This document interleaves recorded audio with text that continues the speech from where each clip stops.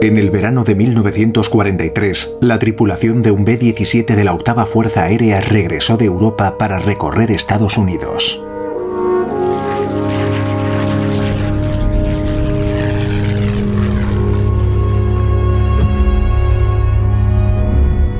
Los trajeron de vuelta para subirle la moral a la población civil.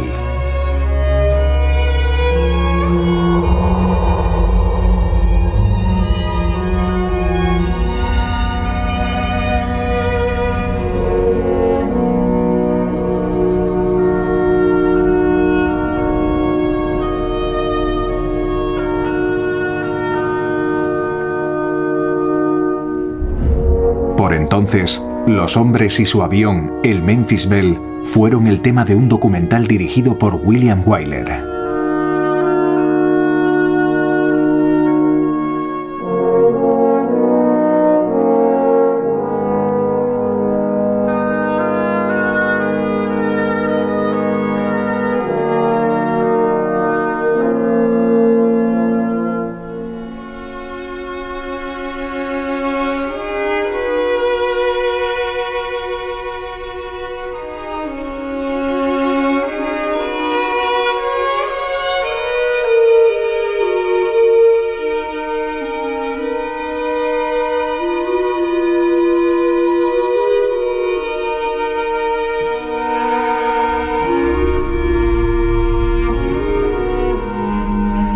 La tripulación fue una de las primeras en sobrevivir a 25 misiones de vuelo por Europa.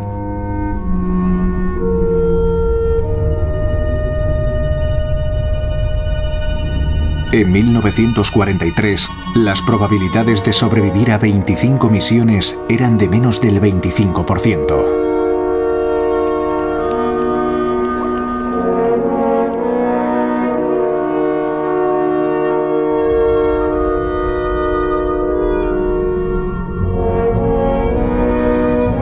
La tripulación del Memphis Belle ya falleció. Pero las imágenes de Wyler y los pocos veteranos vivos de la Octava Fuerza Aérea dan testimonio de aquella guerra en El Frío Azul.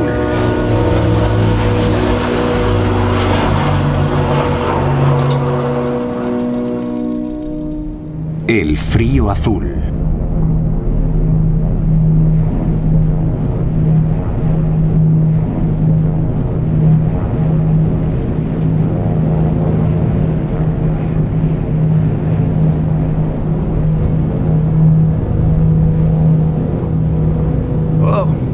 No sé, lo teníamos todo en contra.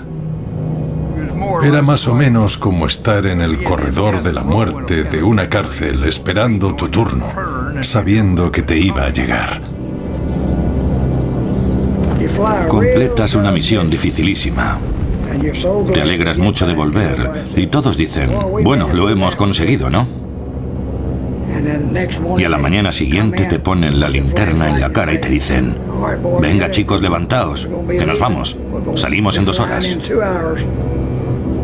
Eso es muy duro.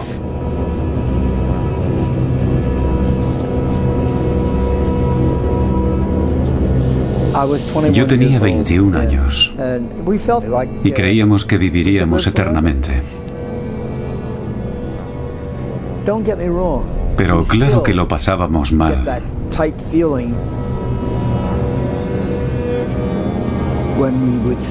Al ver el fuego antiaéreo a nuestro alrededor, al ver un caza, eso no era forma de ganarse la vida, sino de ganarse la muerte.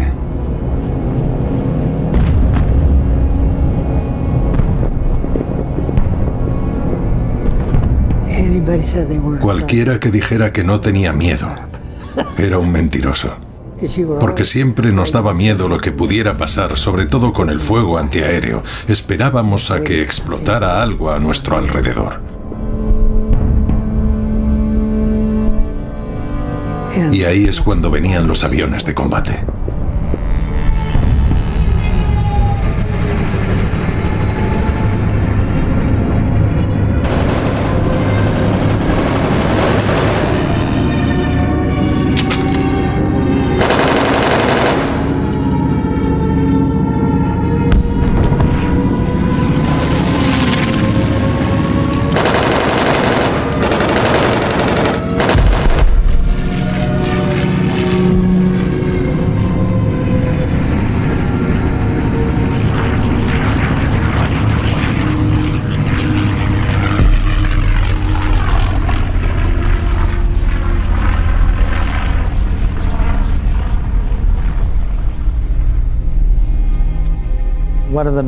Un miembro de la tripulación no dejaba de repetir: sé que no sobreviviré. Y no es algo que quieras oír. Estaba muy preocupado porque su mujer salía de cuentas en un par de días. Y al día siguiente lo mandaron de misión, cosa que no debieron haber hecho. Muchos hombres de nuestra tripulación volaron con él, pero nunca volvieron. Se estrellaron en el canal. Y aunque esto no forma parte de la historia, él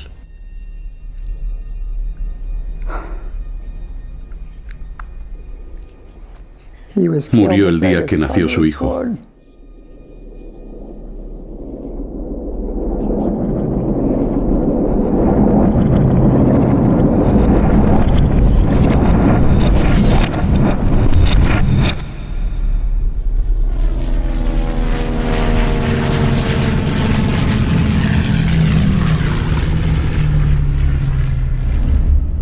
Para grabar su documental, William Wyler y 3 directores de fotografía se embarcaron en misiones de bombardeo con la 8ª Fuerza Aérea.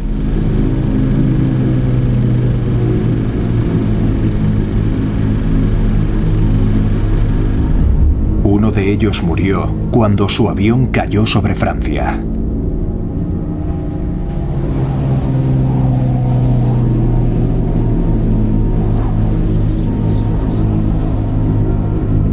Durante la Segunda Guerra Mundial, murieron más hombres volando con la 8ª Fuerza Aérea que los que morirían sirviendo a la Infantería de Marina de Estados Unidos. No hay mañana.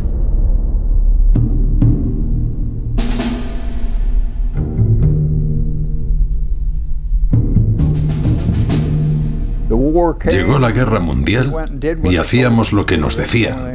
Es lo único que sé. Los japoneses me arruinaron la juventud, porque yo tenía 19 o 20 años y todo era maravilloso. Pero los japoneses acabaron con aquello de un plumazo. Y duró 4 años. Bueno, puedo entender por qué mandan a los jóvenes en aviones a la guerra, o por tierra, o en submarinos y eso. Cuando eres joven sientes que puedes con todo, pero cuando creces te vuelves más cauto.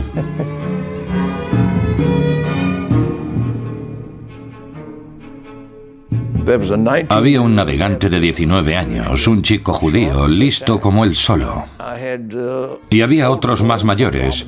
El bombardero tenía 26 años. Otros 22, 23.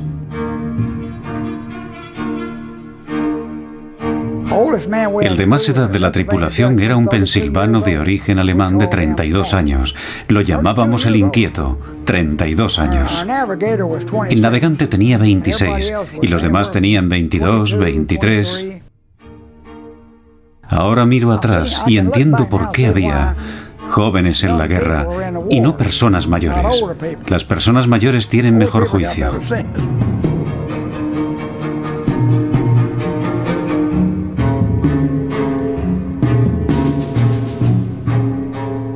A veces se dice que cuanto más viejo, más sabio. Creo que había pocos más jóvenes que yo. Emprendí todas mis misiones a los 19. El mayor de la tripulación era el artillero lateral, que tenía 25.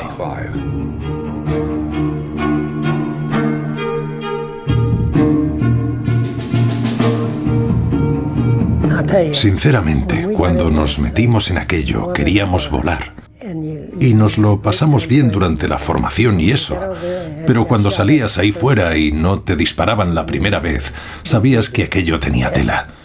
Y después de eso te tomabas la vida en serio.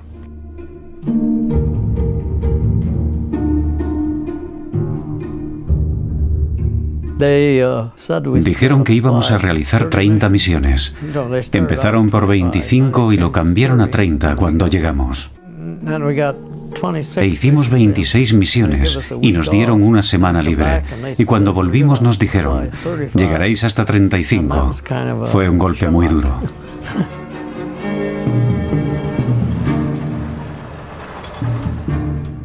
Tenía la impresión de estar volando a todas horas. Había 40 bombarderos. En el nuestro éramos muchos, pero yo no sabía nada sobre el mantenimiento del combustible y la munición, ni de cómo se guardaban las bombas por la noche y se preparaban para el día siguiente. No sé cómo lo hacían.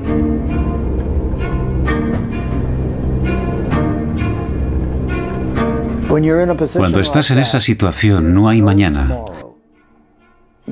Haces todo lo que quieres hacer, todo lo que puedes hacer cuando te apetece hacerlo. Y lo haces entonces porque puede que no vuelvas a tener la oportunidad de hacerlo.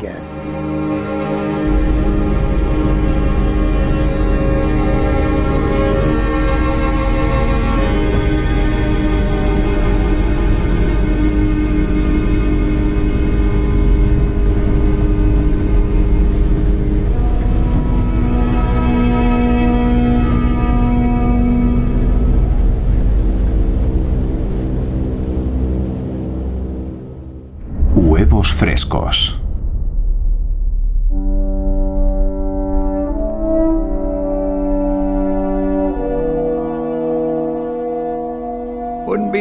Era muy normal que nos despertaran.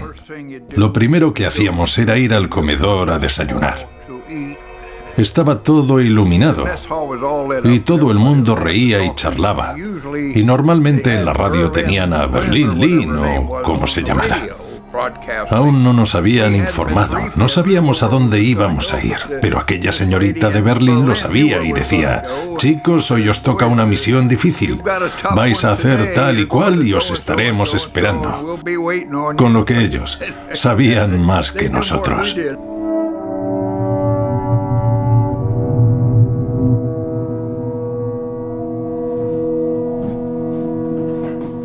En las fuerzas aéreas, cuando íbamos a la cocina a desayunar y había huevos, por ejemplo, nos ponían huevos en polvo, era lo que tenían. Muy de vez en cuando nos ponían huevos frescos. Podías pedir 2 huevos estrellados y era una alegría. Pero después de un tiempo, nos dimos cuenta de que cuando había huevos frescos, significaba que tocaba una misión muy complicada. De ahí los huevos frescos. Y ese era el plan. No queríamos huevos frescos, aunque en realidad sí los queríamos.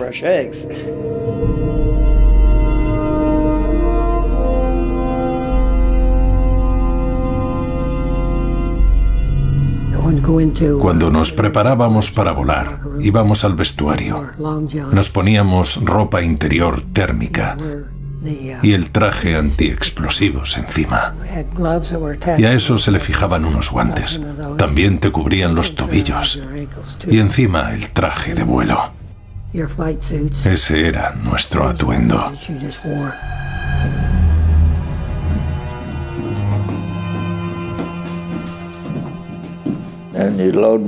Nos metían en camiones y nos llevaban hasta las salas de reuniones. Todas las tripulaciones esperaban sentadas. Y en la pared había una pantalla. Retiraban la pantalla y nos decían: nuestro objetivo de hoy es Alemania. Por lo que sabemos, parece que hará buen tiempo.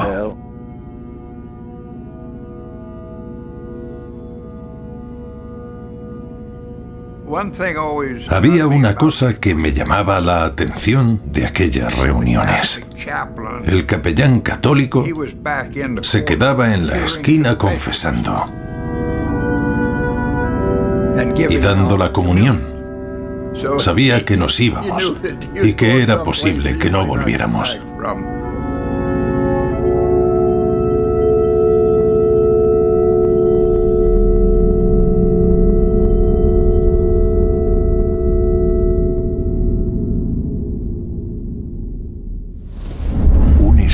Repentino.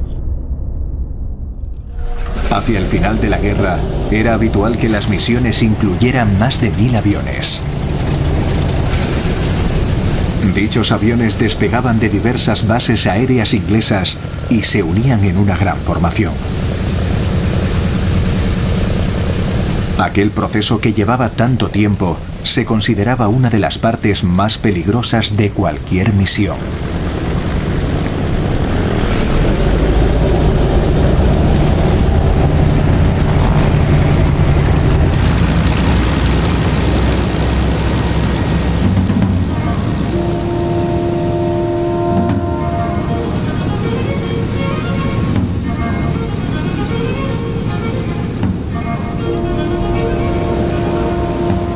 Esa era una de las cosas más increíbles de la guerra, el coreografiar 1100 aviones para que volaran en formación.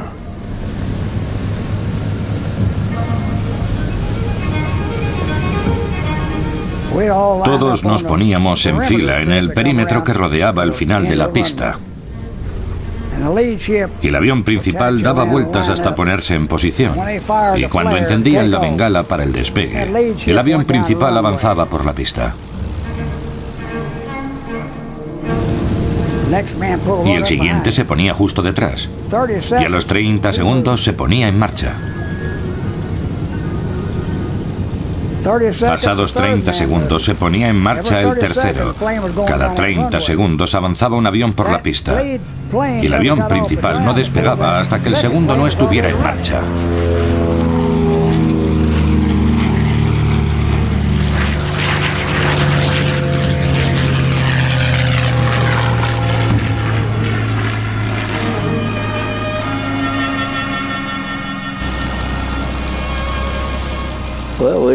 Nos poníamos al final de la pista y pisábamos a fondo.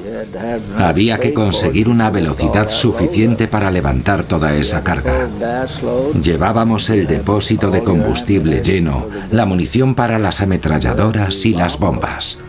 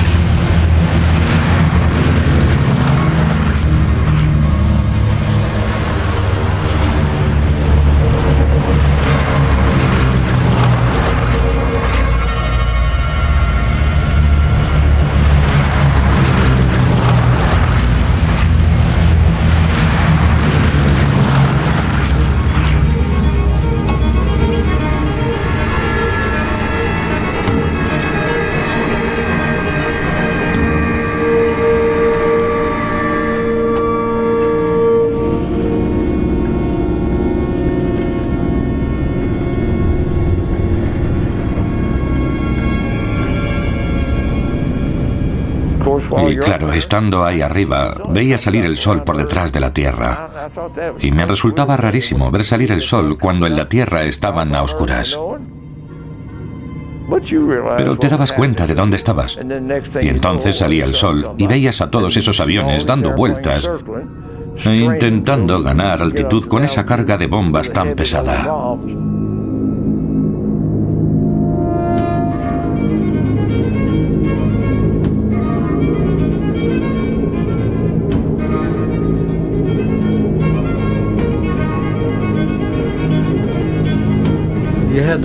Había que volar en círculos hasta ponerse en formación con el grupo. Y siempre había otro grupo de bombarderos cerca. Un día estuvimos a 8 o 10 centímetros de estrellarnos con otro grupo.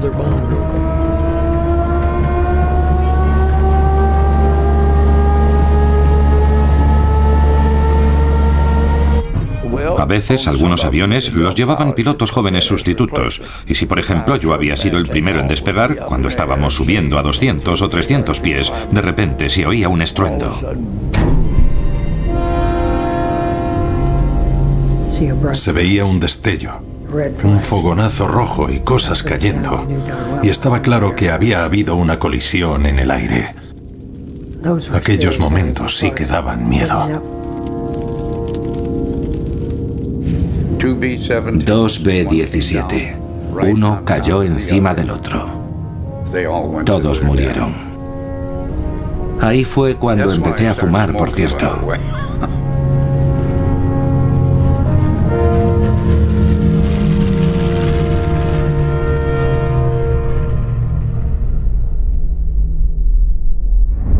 Una vista preciosa. El vuelo desde Inglaterra al objetivo en cuestión podía durar 5 horas. Entre la formación y el viaje de ida y vuelta, los B-17 podían pasar hasta 14 horas en el aire. Se disuadió oficialmente a la tripulación de utilizar el intercomunicador para conversaciones triviales, pero dichas órdenes a menudo se ignoraron. Hablábamos de todo, de nuestras familias, etc. El tema daba igual. Manteníamos una conversación casi continua entre todos, nos hacía más llevaderas las misiones.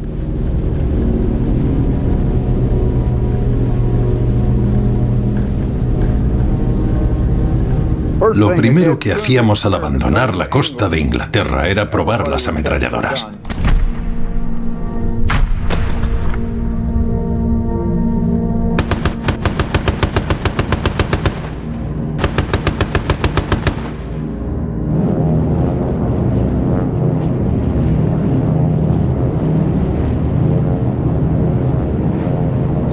Lógicamente, yo solo puedo hablar por mí. Pero cuando estás en territorio hostil, yo desde la torreta superior tenía una visión horizontal de 360 grados y una vertical de 90.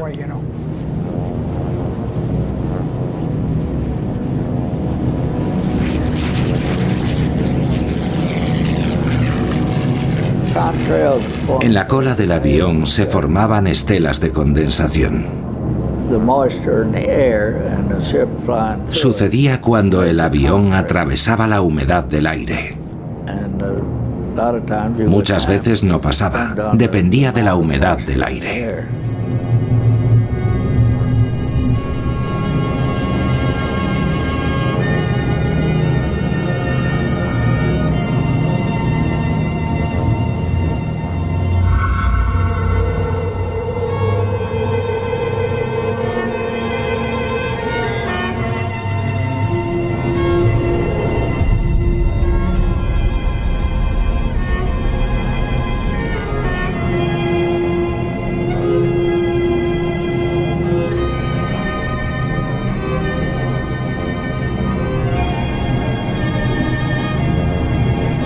No había una vista más bonita.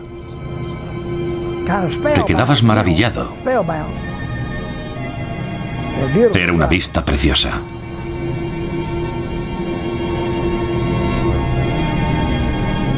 Los que nos veían desde el suelo en Alemania decían que tardábamos una media hora en llegar. Decían que si el día estaba despejado, los alemanes podían vernos a 80 kilómetros de distancia por las estelas de condensación. Y aquello no nos venía nada bien, porque significaba que estarían listos cuando llegáramos.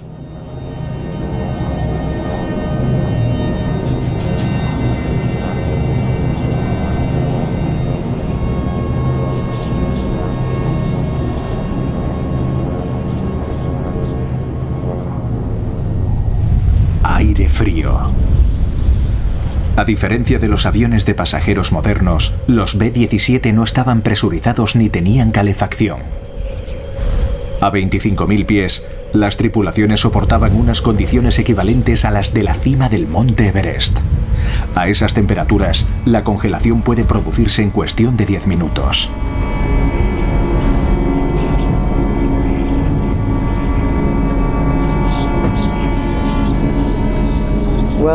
En un día caluroso podíamos estar a menos 30 grados. A veces podíamos llegar a menos 50. Y a menudo tenía que quitarme la máscara de oxígeno y rascar el hielo. Y comprobar que no se congelara el tubo. El aire frío era una de las peores cosas de las misiones. Los únicos momentos en que no se sentía era cuando te enfrentabas a los cazas o sobrevolabas el objetivo.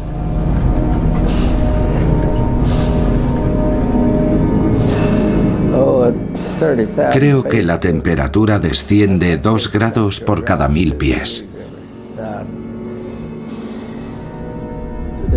Así que a una altitud de 30.000 pies, la temperatura sería de menos 40. A la cabina llegaba algo de calor del motor número 3. Allí estábamos el piloto y yo, y casi nos daba para calentarnos los pies y las manos.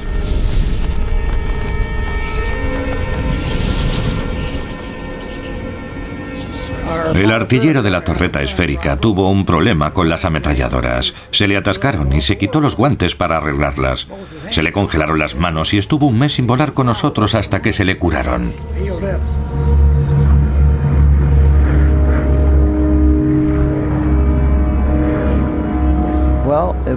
En una misión hacía tanto frío que el copiloto sufrió de anoxia, perdió el conocimiento y la mano se le congeló pegada a la ventana de plexiglas.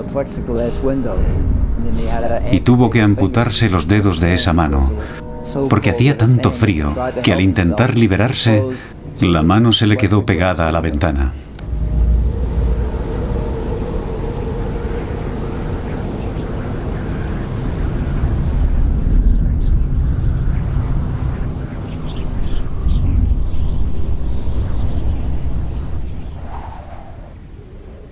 La gran tormenta.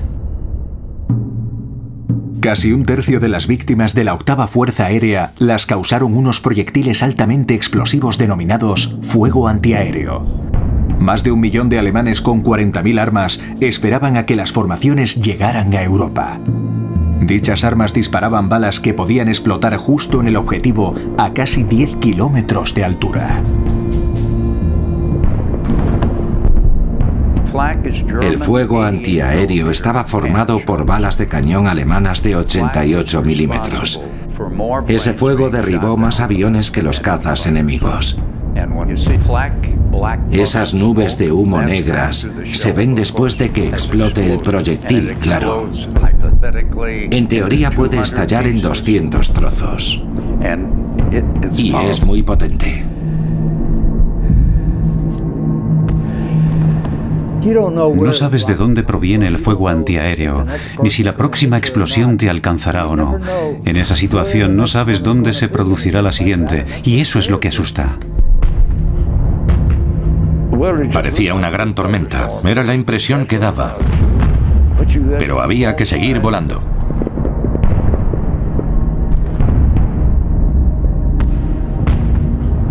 Cuando no te daban es que Dios velaba por ti. El fuego antiaéreo variaba mucho y los alemanes tenían un buen radar. Podían detectar tu altitud, velocidad y dirección.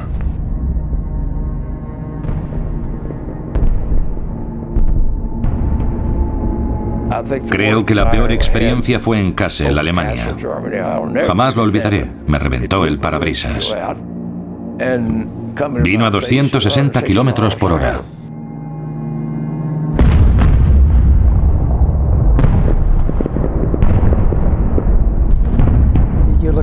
Ves todo el fuego antiaéreo y te convences de que no saldrás vivo. El cielo se ponía casi negro con tanta explosión. Es increíble que lográramos sobrevivir tantas veces.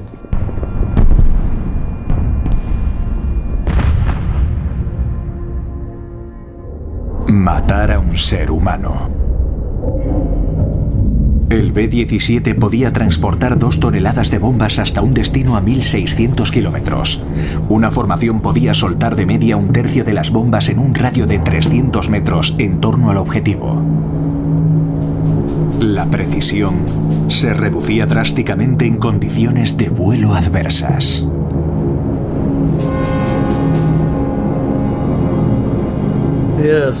El recorrido de bombardeo era lo peor, porque había que mantenerlo todo estable.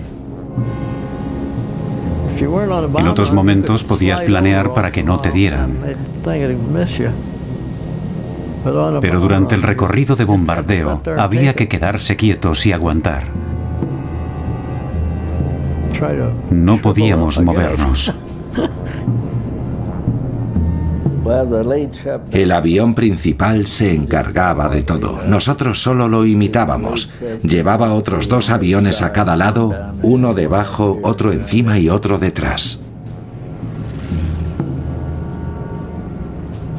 Yo iba justo por encima del líder. Y cuando lo veíamos abrir las compuertas de las bombas, las abríamos también y esperábamos a que las soltara. Y cuando él las soltaba, hacíamos lo mismo.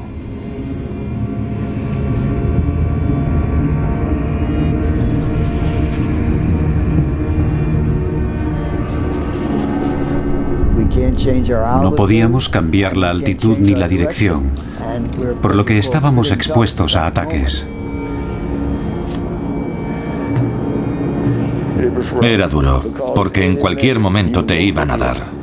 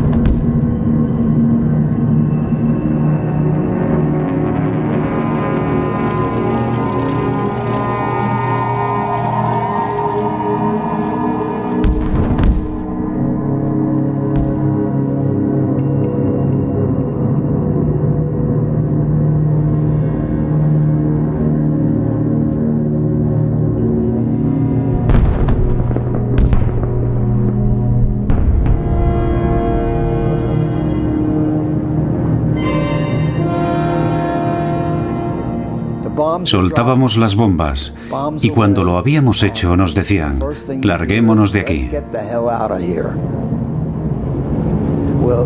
Así que hacíamos un giro cerrado y el grupo seguía al líder. Al rato empezaban a venir los cazas, que no solían fallar.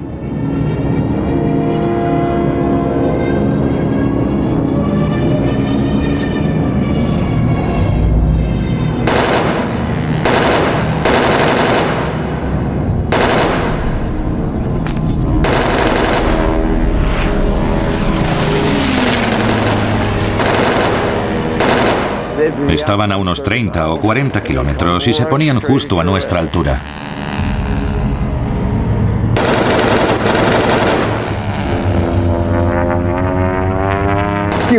Con aquellas armas no podíamos darle a nadie.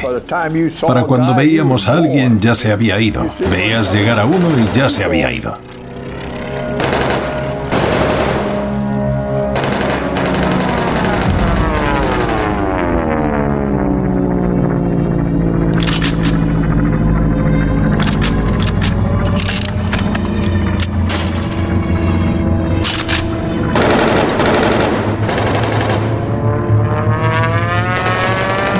No teníamos mucho tiempo para dispararles. Con suerte soltábamos una ráfaga o dos y se quitaban de en medio.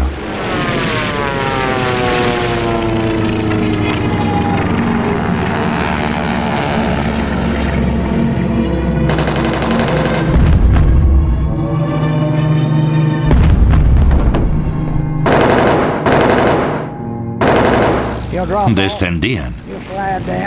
Se ponían a tu altura, ratatatatata, y se iban.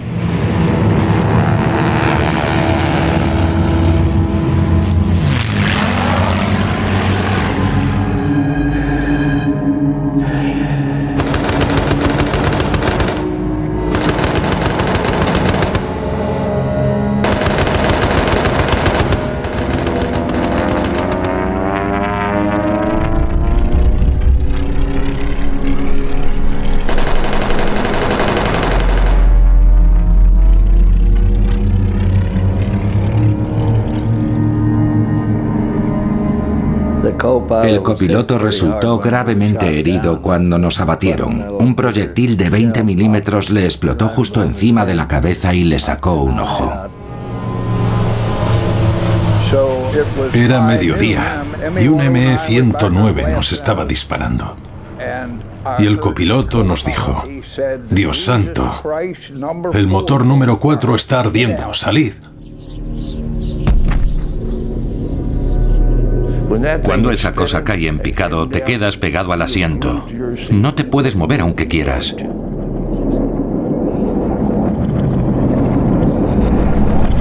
Y con suerte lograban saltar 2 o 3. Nos poníamos a contar los paracaídas y si nos quedábamos demasiado rato observando cómo caía un avión, el piloto nos decía, venga, vamos. No podíamos quedarnos mirando mucho tiempo a un avión que caía, habiendo cazas por la zona.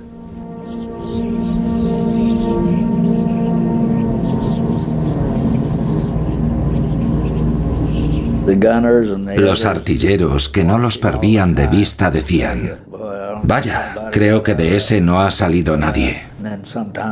Pero a veces se veían salir paracaídas antes de que explotaran. Y como no llevaras puesto el paracaídas y no salieras en menos de 30 segundos, adiós. Adiós. De mi tripulación salimos vivos 7 de 11. Y a uno de ellos, al tocar tierra, lo mataron con una horquilla. ¿Cómo se puede matar a un ser humano así?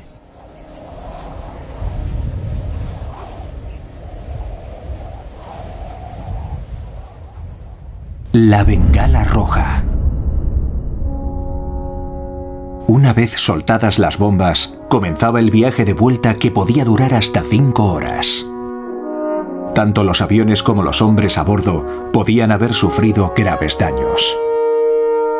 Ya en la base comenzaba el recuento de aviones y de hombres.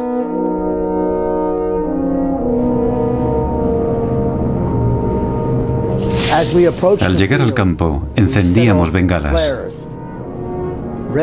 Las bengalas rojas indican que hay heridos a bordo. Los demás se apartan y los heridos aterrizan primero.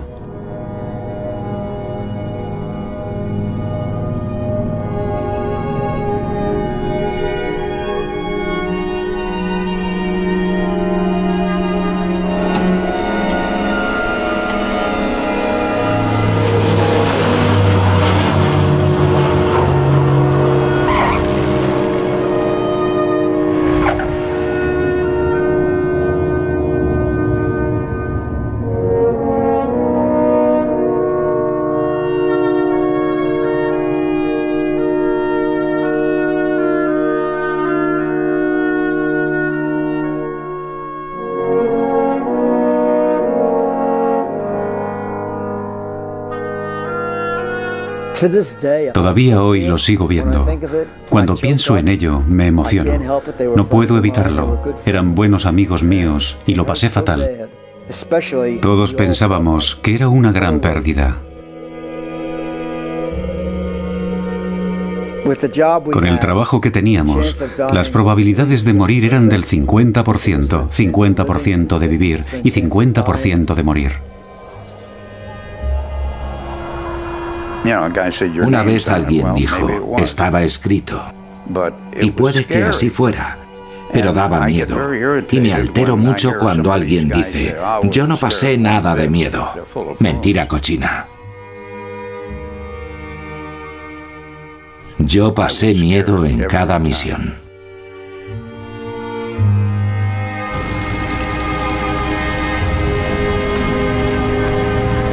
Una vez fui a un avión del que se iban a llevar a un muchacho joven. Pensé que podía ayudarles. El chico al que sacaron del avión llamaba a su madre.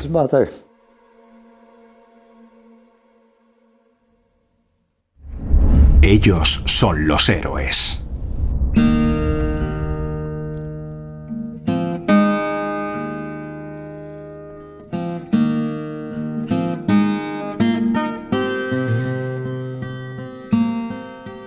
¿En qué piensa al ver esas imágenes? Pienso en muchas cosas. La mayoría son malos recuerdos al ver una misión y recordar lo que ocurrió. Uno no olvida aquellos momentos.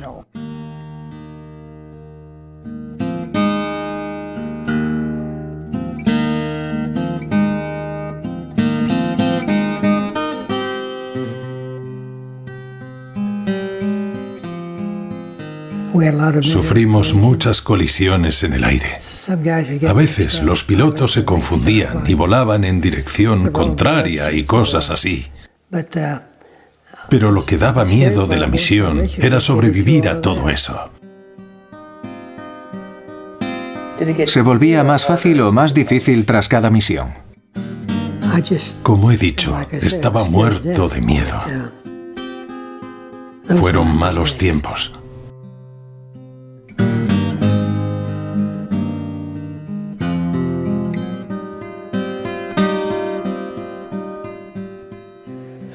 No había comunicación por radio, pero teníamos conectado el intercomunicador todo el rato para comprobar que a los hombres les llegaba el flujo de oxígeno a través de la máscara. Sobre todo al artillero de cola, que pasaba mucho tiempo solo allí detrás.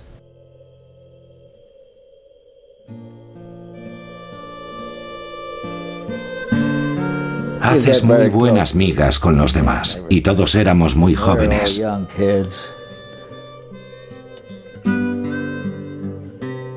Seguro que ya han muerto todos.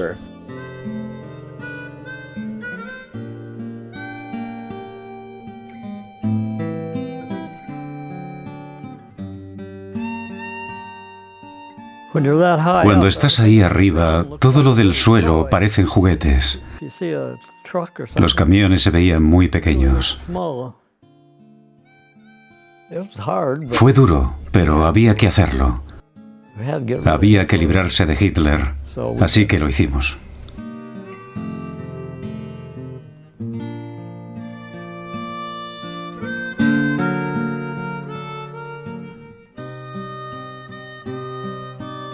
¿Sabíais que algunas bombas atravesaron las alas de los B-17? Yo me preguntaba, ¿cómo es posible? No estaban en posición en la formación. Dios me ha tratado bien. Para empezar, me ha dado 70 años con esta señora de aquí. Y tenemos una familia maravillosa. Tuvimos 6 hijos y ahora tenemos 20 nietos y 22 bisnietos. Así que somos una familia muy afortunada. Aunque tampoco es que los quiera a todos en casa a la vez.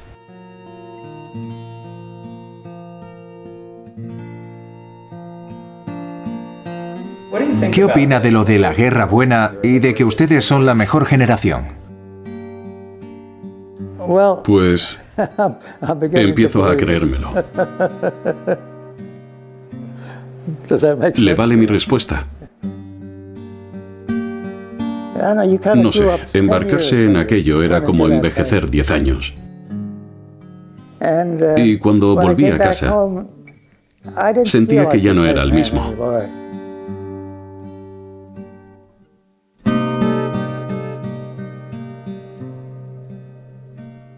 ¿Qué les contesta a quienes le dicen, John, es usted un héroe? Les digo, supongo que tenéis razón, no sé qué más decirles. Yo no era de esos héroes de verdad que terminaban una misión y se apuntaban a otra. Yo no era de esos. Quiero dejarlo claro. Yo no me considero un héroe. Yo era piloto. Los héroes están enterrados en Inglaterra, Alemania y Francia. Los héroes son los chicos que no sobrevivieron. Yo no era más que un piloto.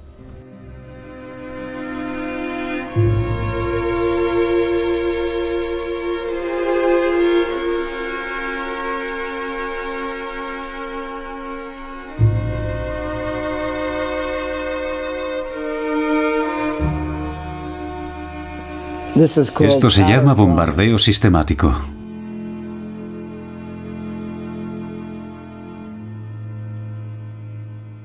No se ofenda, pero ustedes se hacen mayores. ¿Por qué cree que es importante que se sepa lo que hicieron?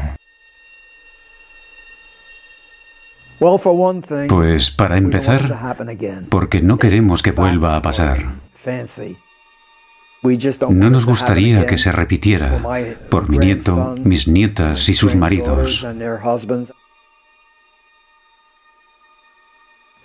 No quiero que tengan que pasar por lo mismo que nosotros.